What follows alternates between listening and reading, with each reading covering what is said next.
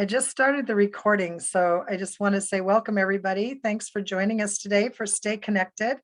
If you don't know me, I'm Jan Handa. I'm the state coordinator for 21st Century Community Learning Centers, and I work here at the Department of Ed with Kim Larson, who is normally your host, and she is on vacation today. So I said I would be glad to get this kicked off and get the recording going. And we've got a really great topic today to talk about lights on after school.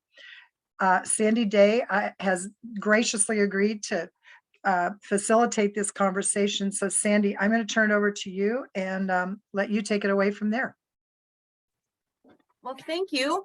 Thanks, Jan. Thanks, Brian, part of the team as well over at the department for all of this. And I also have to say, basically, thank you, Jan, for allowing me to have the opportunity to chat with these two beautiful people, Deb Sawyer and Patricia Stewart, in preparation for this, because man, we had the greatest conversation. Well, hi, everybody. Sandy Day here. We are going to talk a little bit about lights on after school. I want to make sure you guys get the URL. As you know, it's part of the National After School Alliance website.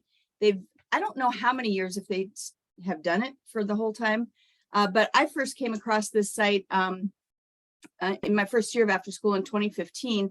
And I just want to show you a couple things that are there, and then I'm going to let you have that and explore it as you will. But I want to spend the majority of the time with Deb and Patricia talking about their programs. But if you don't mind, I'd like to share what that site looks like. And you guys, of course, it blew me away to see this amazing. This is the poster winner this year. As you know, they do a Lights on After School poster contest. It ends typically, well, right as July is ending, but you'll notice who won. Of course, PS 100 out of the Bronx. And then you can read more about the actual community that put this together, and you can download a poster. But look at this sunflower. It says, "We stay, create, and play." Man, that's it. That is all you need. That is absolutely from the perspective of a kid. Little do they know they're learning stuff along the way. Okay, so I don't know if you guys have registered at this site. It's kind of a nice idea to do that, but you don't have to. And again, all of the stuff is free. This tab will show you how to plan an event, and I'm not going to walk you through this. I'm just going to leave that menu exposed so you can see what all is there. One of the things I used most when I first started was the media samples that you can customize. So social media, newsletters, even sample examples of how to reach out to your local officials and have them be a part of your day. One of my favorite events of that day was when we asked Mayor Matt Walsh, he's just a big teddy bear, from Council Bluffs, to come and read at one of his elementary schools that he actually went to as a child. Moving, it was really moving. I'm walking him out to the parking lot to jump him back in his car, and he said, "Hey, about this time every year," because I said to go ahead and put it on my calendar. Would that be okay if I come back every year? Oh yeah, that'd be just great. I hope you do. And he did. And then, so once you plan your event, not only with these resources, but obviously you're working with your stakeholders. You've got your students, your staff, after school staff, in-school staff, principal, anybody who is your partner in the community. Use them as well, but this is a good guide. And then it would be really kind of cool if you would register your event so that, isn't this so cool? That we could have Nebraska have nothing but pin drops all over it. And basically you don't have to put much information. You just literally say where your program is located. And the name of the event. I think there's another line for the name of the event, but most people have just been putting "It's Lights on After School." But anyway, wouldn't it be cool to see Nebraska nothing but blue pin drops? I think it would. Okay, so that resource is there for you to share. And I'm going to stop talking now because I want to turn it over to, I think Deb offered to go first. And so everybody around this discussion today, I know where many of you are from, but I don't know where all of you are from. But this is cool because we've got a single site. Deb's going to talk about her single site and how she deals with Lights on After School. And then Patricia has many sites. And so if you have big or little or somewhere in between or a mix of everything, you're going to really get some stuff to jot down in this conversation. Okay, so Deb, would you take it away, please?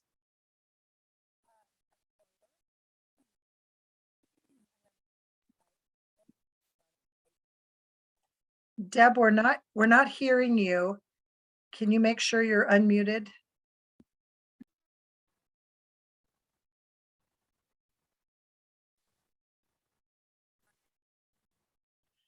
No. Maybe could we switch this up a little bit and maybe have Patricia go first? And Deb, I'm going to recommend you log out and then log back in. It was working earlier. Okay, I'm going to go ahead and go next. So I'm Patricia Stewart from Lexington Public Schools After School Program Project Director. In Lexington, we have 4 elementary sites and 1 middle school site. Each site at the elementary about 60 students, and at the middle school it's about average 60 to 90 students on a given year. So as far as what we've done in the past for Lights On After School, I guess we've always had 2 main goals or 2 focuses. Number 1, it's to bring awareness of the importance of after school programs. And number 2 is to celebrate our programs, our students, our staff, our existence in the after school or in Lexington. So as it's changed over the years. So for when we first started celebrating Lights On After School, we did anywhere from having students create a light bulb type of art that was displayed around the school. So all of our schools, elementary and middle school, participate in some kind of a, no, it wasn't an art contest. Sometimes it was just as simple as copying from the After School Alliance their light bulb, or to make a unique light bulb where we would display it on our bulletin board or in the hallways. One year we had a t-shirt design contest among all the students where whatever design was chosen or won, then we used it as an iron-on transfer. I remember that was like, after that we said no more of that because it was, it was a great idea. We had, we chose the design, but it was like we put a lot of time ironing on all those t-shirts. So we ended up going to a later on, I'll show you what we ended up doing after that experience. Years ago, we had like a mini parade, or I guess you could say a march. We wanted to kind of rally and not rally, but we wanted to kind of bring awareness to the community, the importance of after school programs. So we would meet, all of our schools met, either they got bused to downtown or we walked downtown in October. Sometimes it was kind of cold. And then we had the students prior to that make some banners or signs saying after school rocks, keep the lights on after school. Some of them had like, their school, like Morton Academy or Bryan Academy, or just even lights on after school. So they all had little signs. And then from downtown, they would come to the middle school where I'm at right now. And it was about maybe, I'm thinking probably about 5 blocks. So, and then we would make where we would let the community know that we're doing this little mini parade or march. And so if there was cars coming, we just kind of go to the side, but it worked out pretty good. We didn't do that very often. It started to get too cold in later part of October. We've done a yellow balloon release. That was kind of in conjunction when they get back when they would arrive to the middle school, because it's kind of where we kind of had our events. They would do a yellow balloon release. We did 2 years in a row. We did a mini fair with our community partners. And it was small enough. It was in the cafeteria where we had our community partners do some kind of hands-on activity. And I remember like the library donated some books, and they, we had like a little reading station. And I guess they were all kind of like little stations. And so they would rotate and so forth. And then we also all gave them, during that time, we would give them either a cupcake that was frosted with yellow, or a cookie that was frosted with yellow, and then a juice box. We also had a free movie night. If it wasn't, we kind of had, one year we decided to go start on Monday and have just different nights or different themes. And so we ended up with like open house, or we had parents coming in and doing a hands-on activity with their students at their site. So we didn't meet at the middle school. And then on Fridays, we'd have like a theater night for all the students, just students, because we couldn't afford to for the parents as well. That really filled up the theater. We had, at times, we just had like a student only reception, again, with just the cookies and the cupcakes and a drink. Later on, we ended up going to meals. I'll explain that here a little bit. We had a dance competition among all the 5 schools, the elementaries and the middle school, where we had their club. So it was just a small group of students, I guess you could say, perform to the rest of the students. So our clubs were performing to all of our students and not parents. That led to a lot of parents wanting us to get bigger. And so, because they wanted to come see their students perform. So we ended up moving to a program assembly, which consisted, well, it was a 2-hour program. So we called it, I don't know what we called it. It was just our Lights On After School program. So I would say maybe past 5 years before COVID, we had a program assembly that consisted of a proclamation. So we had the mayor come in and do proclamation. We had a staff recognition award, a part of this program. With the assembly was about an hour long. The whole thing was about 2.5 hours. We had a community partner recognition award.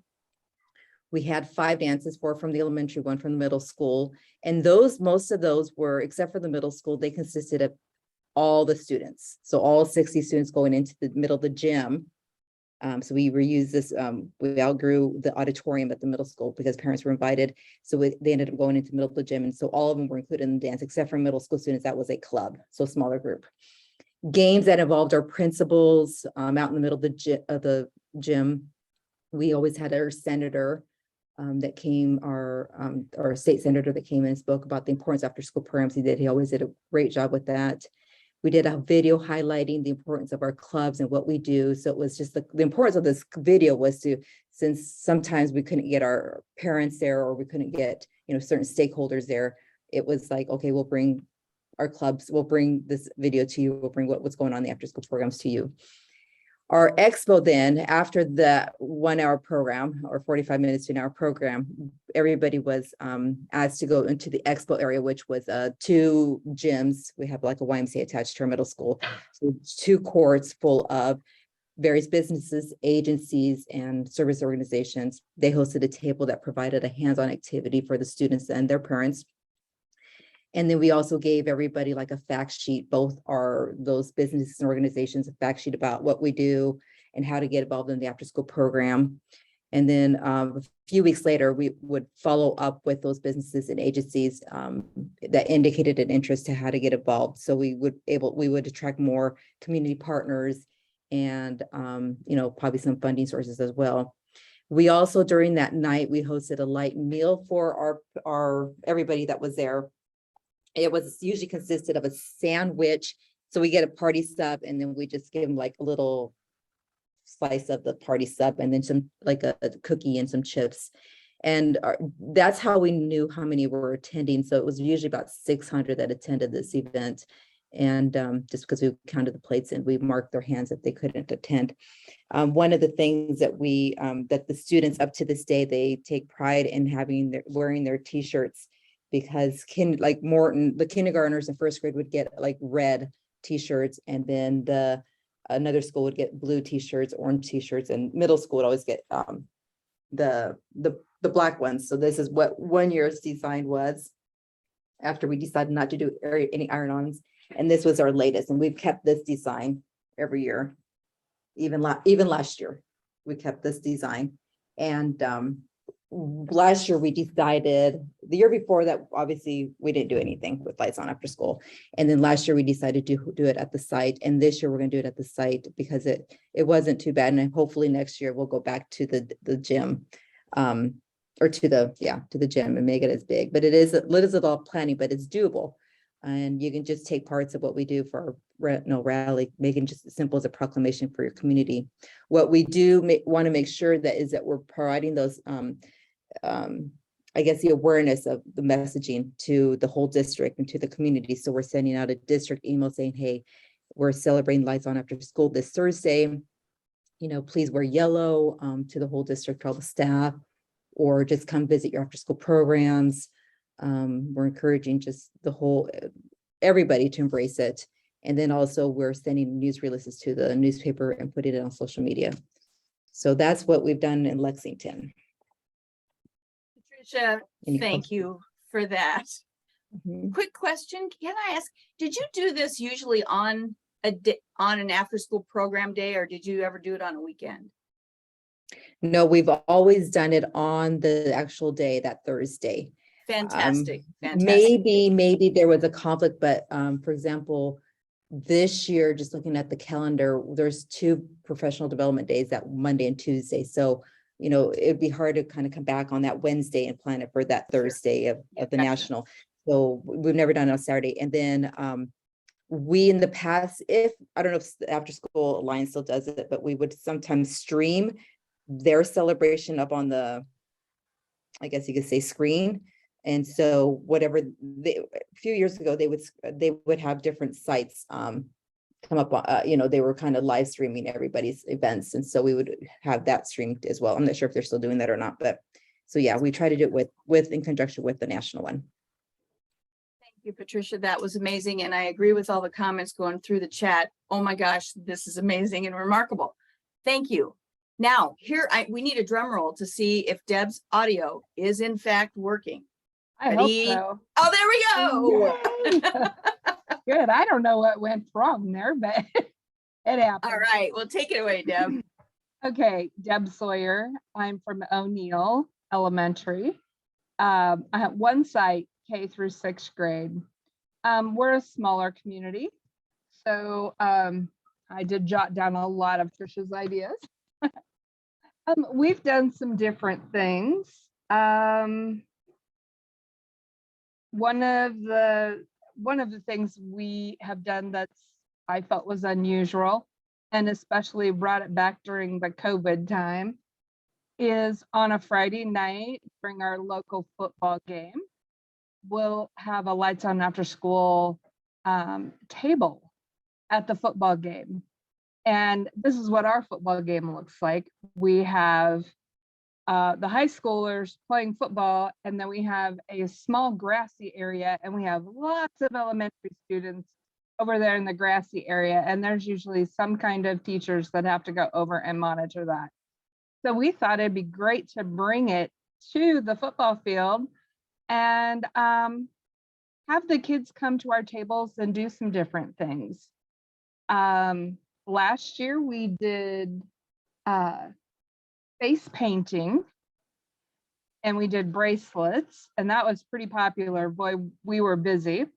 We asked some of our high school students, some different groups from the high school, if they needed some service hours or anything like that. And I can't remember what the name of the group was that came and helped us, but we had 6 high school girls come, and they were painting on faces as fast as we could go.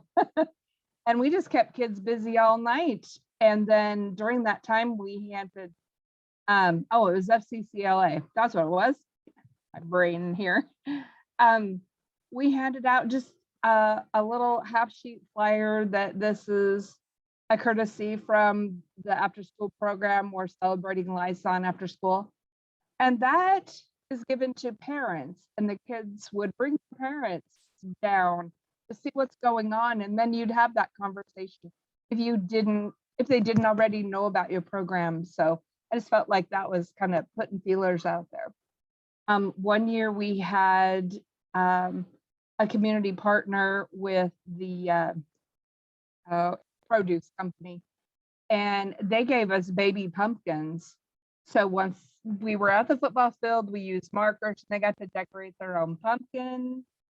I'm trying to think. Oh, and we've done bird feeders using shortening, and then we dropped the using shortening and pine cones. And after we'd roll in the bird seed and drop it into a Ziploc bag, attached to that Ziploc bag is once again our little flyer saying this is, from the after school program. We have gotten a lot of parents that way to kind of check us out. So we've done a movie night where the kids were invited to come back in on a Friday night or a Thursday night and they can bring pillows and blankets, and we usually feed them. And so we did hot dogs and chips and bottled water, and where we don't close until 6 o'clock, the parents just came in right then, and by 6:30 they're eating. By 6:45 we start the movie, just so it's not a real late night, because a lot of elementary students, they don't want them keeping up so late. I'm trying to think. We have invited our community partners to come in and have a table in our commons to do different activities with the kids. This year, we're planning a spaghetti feed and bring our community partners in. We just closed our summer program with a root beer and orange floats afternoon.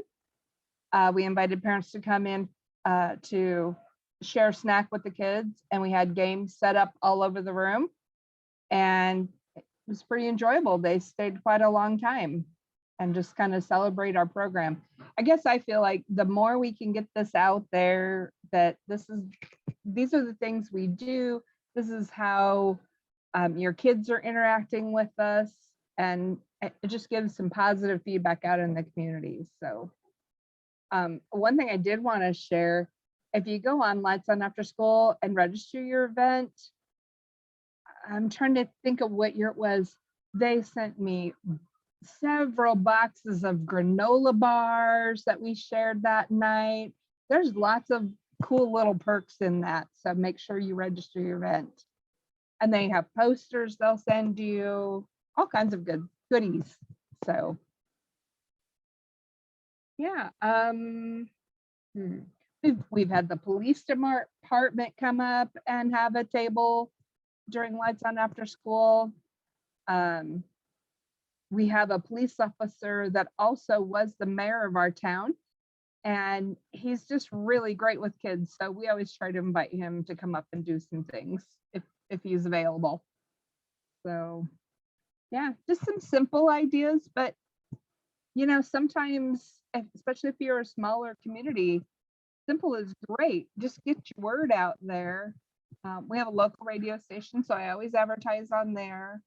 We have a local paper, so I always advertise on there what's going on up here at the school with us. And then we do have a Facebook page that I can put real quick events on, remind parents, just use all of your resources to get the word out, I guess is what I want to say, really. So excellent. Thank you, Deb. Thank you, Deb, so much. Pause just for a moment, see if you have any questions. And then we do have one final question for you. And we could go again with the drum roll. Hit it, Brian. No, I'm kidding. So the title of the presentation was, so why are the lights on after school? What's the question? What's the answer? That's the question. Well, why? Anybody? Just silence there. Crickets. Because we don't want kids to have to go home to dark houses.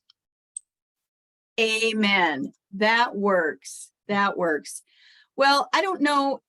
We do have about 6 minutes left. I just wanted to say, if you were like me, well, which I didn't do it today because I did it on Tuesday when the three of us met to prepare for this, I was writing down notes like crazy. If you were writing down notes and need any clarification at this point, we do have just a few minutes for that if you'd like. And or also, if you would like to tell us something that you have done or do or are planning to do, it would be great to hear about that right now. I don't know if anybody wants to speak up, but feel free.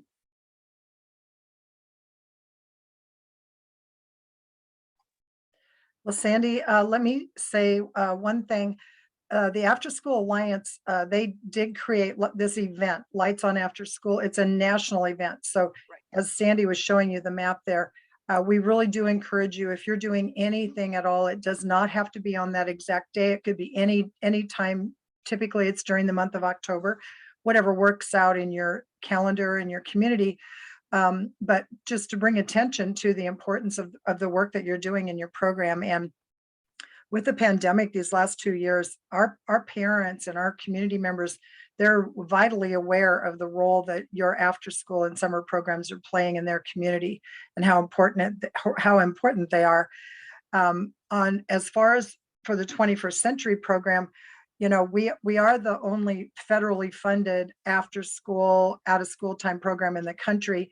And so the After School Alliance has been one of our strongest advocates to continue that funding and making sure that Congress is aware of the importance of these programs. So I do always tell our directors that this is a great opportunity, number one, to get free publicity because it's connected to a national event. And they do things like they'll light up the Empire State Building on that day. They have all the morning talk shows that there will be people speaking about Lights on After School. It really is a national event. So you can kind of build off of that. And Patricia and Deb, I mean, you can let them know, or anyone else on this call, if you've done an event, have you been contacted by the press? Have you gotten some advertising about your program as kind of a side effect of doing the event? Oh gosh, Deb, it's not working. You could type it in the chat. I have not, received, I mean, in other words, they've contacted me. I usually contact, our local, so not really. Sounds like with 600 people, everybody's already there. Yeah. Everybody already Exactly. knows, right? Right, yep. But I do want to really thank Sandy and Deb and Patricia for your time and sharing these great strategies and just kind of putting this out there to have you start thinking now about what you might want to do during the month of October. We do typically get a proclamation from the governor's office declaring it Lights on After School Day, but anything you can do it's kind of like marketing your program, but to get the word out and just let your community know that you're there and just the important work that's going on. This is a great opportunity to do that. I did want to, before we sign off here, I did want to mention the next Stay Connected. It's going to be on Thursday, September 1st.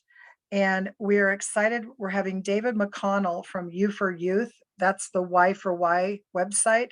It's a national website that 21st Century funds, but it is available to absolutely everyone. And I do encourage you, if you haven't already checked it out, log in and take a look at it. He will be sharing kind of an overview of what all is available on Y for Y, and they are continually adding additional content. So if you haven't been on for a while, there'll be some new things for you to check out. So we hope you can come back and join us for that one. That'll be on Thursday, September 1. And the Stay Connecteds are always on the first and third Thursdays of the month. So just hope to see you all back for that one. And thank you all for joining today. Have a great day. Thanks, everybody.